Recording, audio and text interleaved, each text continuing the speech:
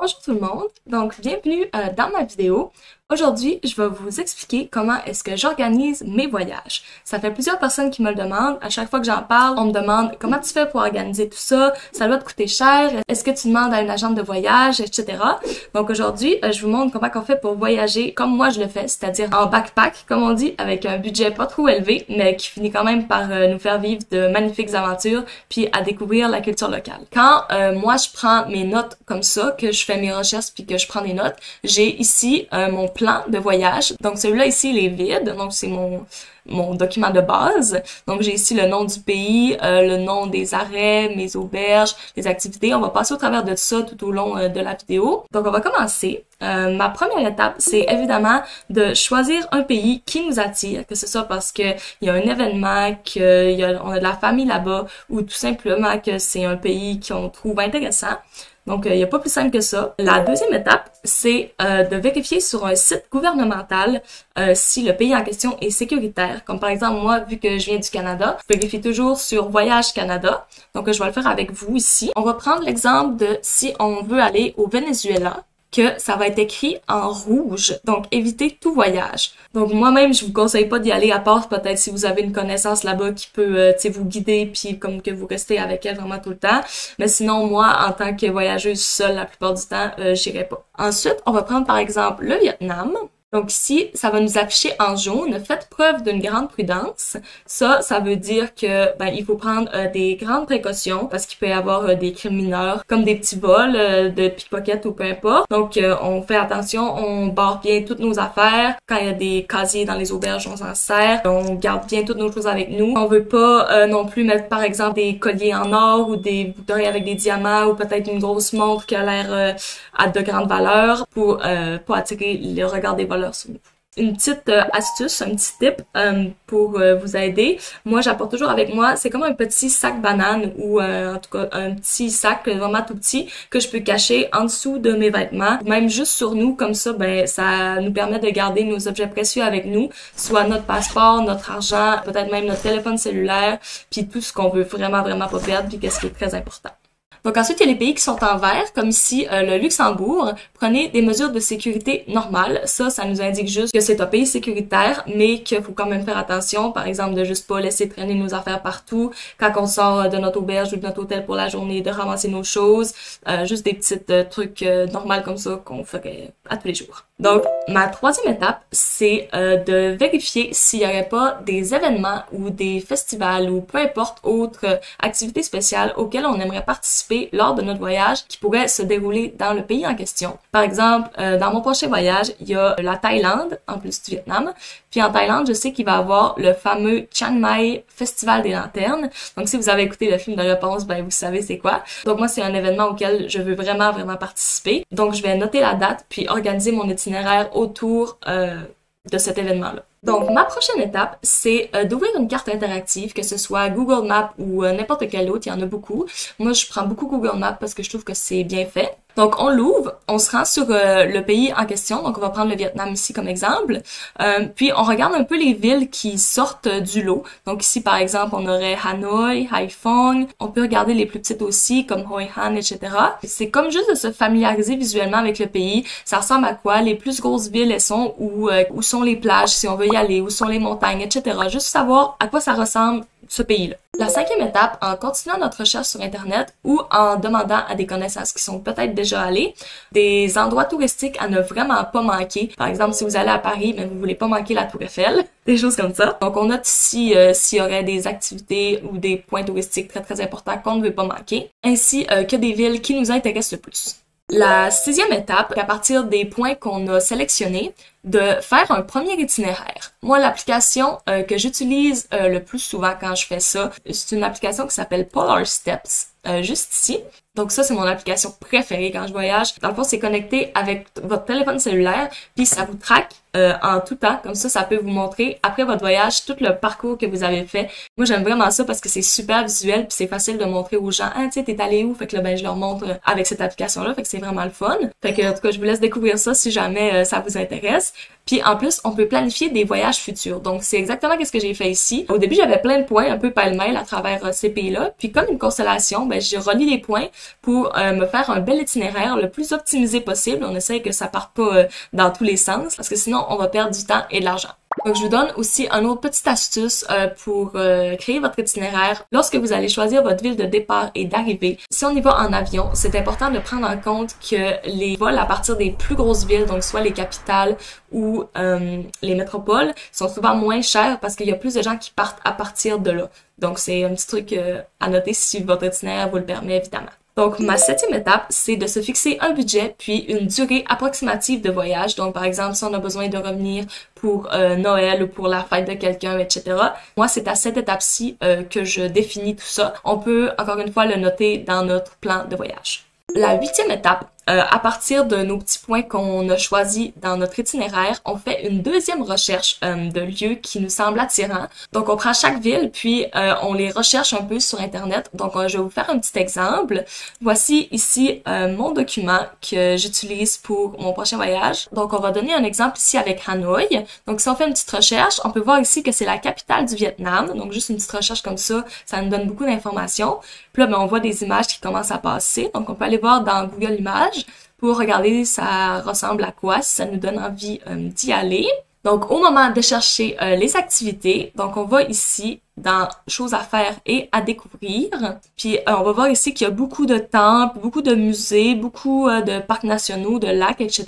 On peut les noter dans notre document pour être sûr de pas les oublier. Une autre petite astuce, si par exemple on a envie de faire une activité puis on comprend pas trop comment ça fonctionne, on peut aller sur le site de l'activité puis il y a souvent des numéros de contact, des réseaux sociaux où est-ce qu'on peut leur envoyer un message. Donc on n'hésite pas à le faire parce que pour vrai là, c'est vraiment le fun d'avoir des informations précises puis de savoir où est-ce qu'on s'en va. On n'hésite pas à demander des informations. La prochaine étape, l'étape numéro 9, c'est de faire une recherche à propos des modes de transport qu'on va utiliser lors de notre voyage, que ce soit de louer un automobile, de voyager en autobus ou par avion. C'est important de savoir combien ça va nous coûter, puis combien de temps de transport ça va nous prendre. Donc, je vais faire un petit exemple avec vous. Je sais qu'en Asie du Sud, ils ont le site qui s'appelle One2Go. Donc, c'est un site pour autobus. Moi, c'est ma façon préférée de voyager. On va mettre un exemple de Bangkok à Chiang Mai. Donc, si on a les dates, on peut les écrire. Sinon, ben, c'est pas grave. Juste pour avoir approximativement. Donc, on peut voir ici qu'à 38 $ canadiens, ça nous prendrait 10h30, mais qu'à 12 $ canadiens, ça nous prendrait 13h30. Donc, c'est des petits trucs aussi qu'on peut noter dans notre document de voyage ici. Donc, par exemple, bus 6 heures de telle ville à telle ville. Pourquoi on fait ça à cette étape-ci? C'est que l'étape d'avant, ben, on a trouvé des activités, mais là, il faut vérifier si on est capable de s'y rendre. Si il y a des bus qui s'y rendent si on y va en autobus, si il y a des routes pavées pour se rendre, etc.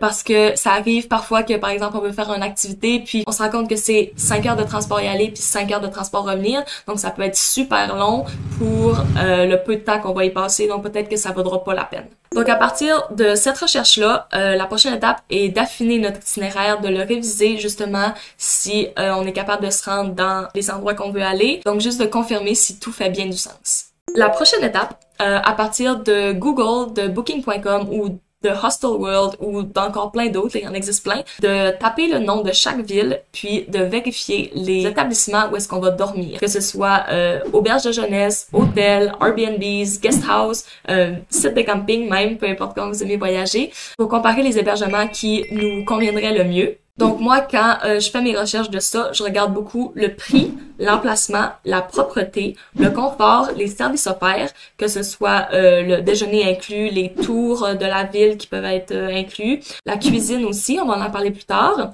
etc. Toutes les choses comme ça qui peuvent jouer dans notre confort, puis dans à quel point ça va nous convenir ou pas. Donc je vais faire juste un petit exemple avec vous. Donc on va continuer avec la ville de Hanoï. Moi j'aime bien Hostel World parce que moi ma façon préférée c'est les auberges de jeunesse. Donc, par exemple, on va écrire ici Hanoï. Si on sait la date, comme tout à l'heure, on peut l'écrire, sinon c'est pas grave. Il est important aussi de lire quelques avis concernant les hébergements qui vont nous sembler favorables parce que ça peut avoir l'air super beau en photo, puis finalement, selon les avis qu'on va lire, ben ça va être un peu moins beau que ce à quoi on s'attendait. Par exemple, là, ben, tu sais, c'est juste des 10, un petit 5, fait que on en lit à peu près 5-10 là, pour être vraiment certain de savoir où est-ce qu'on s'en va. Une autre petite astuce, c'est d'aller voir directement sur les sites même des établissements. Donc, c'est pas difficile, là, vous prenez le nom de l'établissement, vous le rentrez directement dans Internet, puis puis vous allez voir le site en question. Les prix sont souvent un petit peu meilleurs parce que les sites comme Hostelworld ou Booking, ils prennent souvent un petit pourcentage de commission sur les prix. Donc, si vous voulez vraiment le meilleur prix, des fois, ça vaut la peine d'aller voir sur les sites même des établissements. Donc, moi, qu'est-ce que je fais durant cette petite recherche-là? Je note à peu près 3-4 auberges ou sites d'hébergement que je trouve assez intéressants. On note le prix. Puis, je note aussi parfois s'il y a, par exemple, si une piscine, un déjeuner inclus. Donc, pourquoi est-ce que je l'ai gardé dans mes préférés? Donc, vous vous souvenez tout à l'heure, lorsqu'on a vérifié les activités dans chaque ville, ici, ça va se concrétiser un peu plus parce que je vous donne un exemple. Si on prend la ville de Dalat, ici j'ai tout plein d'activités, tandis que si je prends la ville de Ninh Binh, ben, j'ai juste une activité.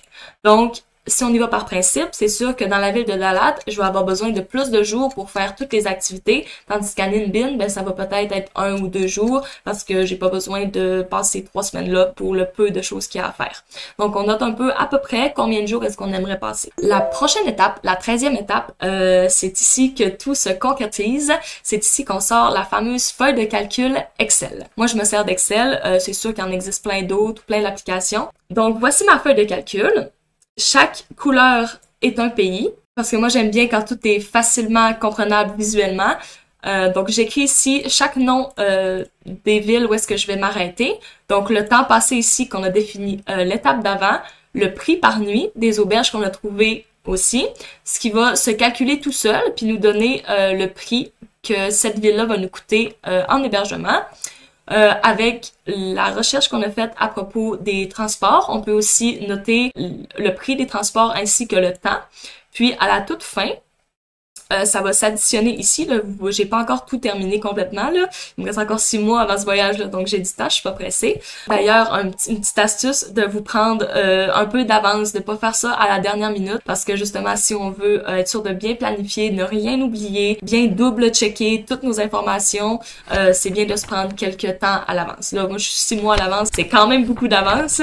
Mais par exemple, mon voyage au Royaume-Uni, je l'ai prévu environ 3 mois d'avance. Deuxième astuce, les auberges. Si vous réservez à l'avance, souvent c'est quand même moins cher. Je vous donne un exemple. Quand je suis allée à Porto, au Portugal, ma chambre à moi, elle m'avait coûté environ 15 €. Puis j'ai parlé avec quelqu'un qui est arrivé la veille, sans plan, ça lui avait coûté 40 €. Donc moi, juste parce que j'ai réservé quelques semaines, quelques mois d'avance, ça m'a sauvé comme 25 €. Le fait que ça vaut quand même la peine parfois de faire d'avance. Il y a aussi une chose, c'est de calculer le budget nourriture. Il y a plusieurs auberges de jeunesse qui ont une cuisine intégrée. Donc vous pouvez juste aller à l'épicerie du coin puis vous faire un petit plat vite fait, bien fait, ce qui va vous coûter vraiment moins cher que d'aller au restaurant à tous les repas. Environ 15 $ 3 fois par jour, ça peut faire grimper le budget assez vite.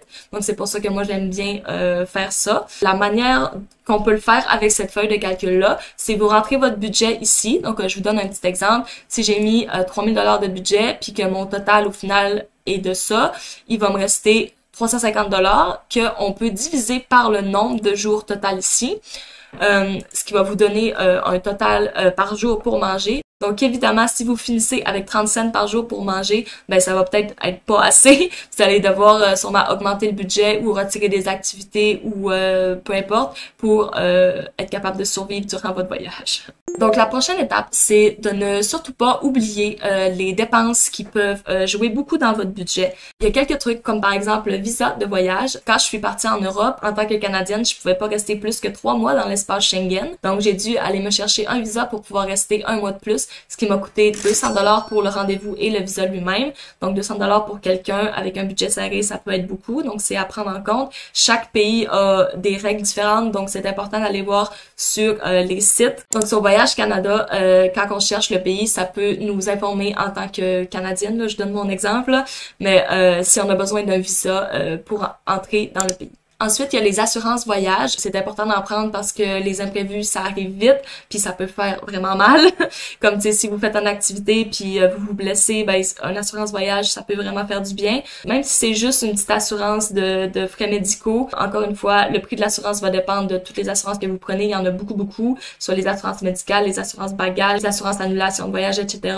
La mienne, normalement, me coûte 100 $ parce que je prends pas les plus grosses assurances. Ça dépend aussi de la durée du voyage. Il y a aussi le billet d'avion qu'il faut pas oublier que ça joue beaucoup dans le prix. Ça peut dépendre de où est-ce que vous partez. Si vous partez moins loin ou plus loin, plus vous partez loin, plus ça va coûter cher évidemment. Puis finalement, il y a les vaccins et la médication. Ça peut être très important, surtout dans les pays où est-ce que l'eau n'est pas potable. Je vous donne un exemple de l'Équateur. Moi et Mathis, on a été malades pendant quelques jours dû à l'eau qui était pas potable, puis quelques bactéries que notre corps n'était pas habitué à digérer. Donc le fait d'avoir pris des médicaments ici puis les avoir ramenés là-bas, ça nous a vraiment sauvé la vie. Ça peut jouer entre 50 puis 200 $ les vaccins, fait qu'informez-vous comme il faut. Donc la 16e étape, après avoir fait tous ces beaux calculs-là, vous arrivez à un budget à peu près final. Donc c'est le moment de réviser votre budget, d'enlever des activités si vous êtes trop serré dans votre budget, peut-être d'ajouter d'autres choses si finalement vous vous rendez compte que vous avez un gros lousse. Donc c'est là qu'il est important de faire des choix pour vraiment respecter son budget puis être sûr de pas le dépasser. Étape numéro 17, maintenant que tout est bien planifié, qu'on sait nos dates d'arrivée et de départ, il est maintenant le temps d'acheter le billet d'avion. Donc moi, je me sers souvent de Google Flight ou de Skyscanner pour comparer les prix, quelle compagnie aérienne serait la mieux pour moi, etc. Puis, petite astuce, même si des fois il y a des compagnies aériennes un peu moins connues qui semblent avoir un prix plus avantageux, ben des fois ça vaut la peine de passer directement par une bonne compagnie aérienne pour être certain d'avoir bien tout organisé, que ce soit l'ajout de bagages supplémentaires, le choix de nos sièges dans l'avion, le nombre d'escales, etc. D'ailleurs, faites attention au nombre d'escales. Par exemple, moi, après 2 escales, je commence à devenir vraiment fatiguée. Fait que ça dépend de votre capacité à gérer la fatigue ou pas. Parce que mais quand on est fatigué, on peut faire des erreurs, on peut devenir vraiment sur les nerfs, stressé. On n'est pas toujours super bien, donc à prendre en compte aussi. Donc, je l'ai dit tout à l'heure, mais je vais le répéter ici. Lorsqu'on a planifié notre itinéraire, ça peut être avantageux de voyager à partir de plus grosses villes, donc les capitales ou les métropoles. Le prix peut être plus avantageux.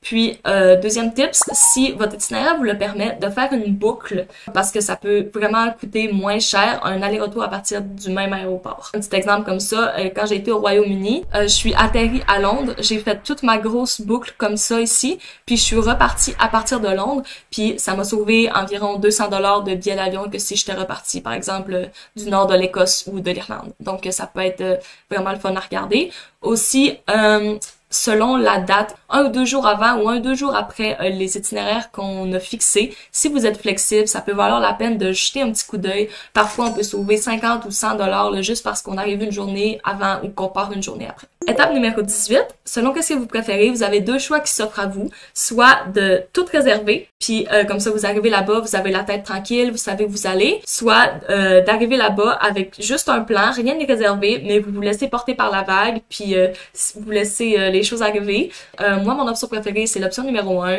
Je préfère tout réserver d'avance, comme ça, justement, j'arrive là-bas, tout est déjà fait, je sais où je m'en vais, j'ai juste à suivre mon itinéraire que j'ai déjà tracé. Comme je l'ai un peu expliqué tout à l'heure, lorsqu'on réserve d'avance, ben, les auberges peuvent coûter moins cher, les trains, les bus peuvent coûter moins cher aussi. On a plus de temps pour réfléchir, pour rechercher les meilleurs prix, les meilleures opportunités, etc. Donc après avoir réservé ou ne pas réserver, ben félicitations, vous êtes prêts à partir. Il faudrait juste à le rêver en attendant. Puis, il y aurait juste une petite dernière étape, moi, que je rajouterais, que je trouve très, très importante, c'est de faire une petite recherche sur la culture locale du pays. Que ce soit l'histoire, la langue, les traditions, les courtoisies, la nourriture, la politique. Tout ça, ça peut vraiment vous être avantageux. Par exemple, j'ai appris qu'en Thaïlande, on ne serre pas la main lorsqu'on rencontre quelqu'un. On fait juste un signe comme ça. Donc, vous vous rendez compte que si j'aurais pas su ça, quand je vais arriver en Thaïlande, je vais vouloir rencontrer quelqu'un, ben ça aurait été bizarre, tu sais. Puis, en tout cas, selon moi, je trouve que c'est un grand signe de respect, juste de faire une petite recherche, s'intéresser à la culture. En plus de ça, qu'est-ce qui me passionne un petit peu aussi, c'est de faire une recherche plus poussée sur la langue. Donc, savoir juste des petits mots comme merci, bonjour, où est-ce que c'est ça, combien ça coûte, etc. Parce que quand vous allez arriver là-bas, ben les gens, tu sais, ils vont être plus enclins à vouloir créer une relation avec vous, puis à être vraiment gentils avec vous. Je vous mets dans la situation inverse. Si il y a quelqu'un qui vient dans votre ville, puis qui vous parle allemand, puis que vous savez pas parler allemand, ben ça va être vraiment difficile, tu sais, d'essayer de le diriger, d'essayer de l'aider, parce que vous allez pas comprendre. Tandis que si vous parle dans votre langue natale, ben ça va peut-être être plus facile, tu sais, de créer une connexion avec cette personne-là, etc. Donc, en tout cas, pour moi, c'est quelque chose que je trouve très important, surtout quand on va, tu sais, dans un pays comme ça. Je trouve que ça va avec le concept de voyager, de faire une petite recherche pour savoir justement où est-ce qu'on s'en va, pour pas être trop perdu. Fait que c'est juste des petits trucs comme ça que moi je trouve très importants. Donc, ça ferait pas mal le tour pour moi, pour cette explication de comment organiser votre voyage. J'espère que ça vous a plu, puis que maintenant, si vous vouliez organiser un voyage, ben c'est plus clair pour vous comment faire. Si jamais là vous voulez le plan de voyage vide, puis un document Excel vide pour pouvoir vous en servir, je vais les mettre en description de la vidéo. Si vous avez d'autres questions, des commentaires, des conseils, vous avez besoin de précision, peu importe, ben pour vrai, n'hésitez pas à m'écrire, que ce soit en commentaire sur cette vidéo-là, sur Instagram ou même sur Facebook, ça va me faire plaisir de vous répondre. Donc la prochaine fois qu'on va se revoir, ça va être en Asie du Sud. Je vous encourage à me suivre sur ma chaîne YouTube, Les Pieds autour du monde, pour rien manquer de mes aventures. Donc d'ici là, prenez soin de vous, puis rêvez de voyage. Ciao ciao!